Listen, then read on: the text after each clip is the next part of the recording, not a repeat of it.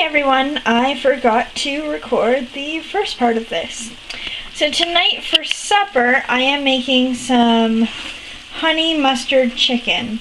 It's originally supposed to be baked, but I decided to cut up the chicken into pieces and do it in the frying pan just for ease of use.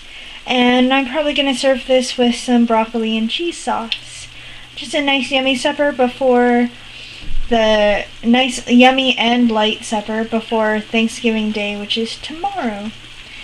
Well, I'll give you an update or an after picture as soon as this is done with the full plate. Have a great night.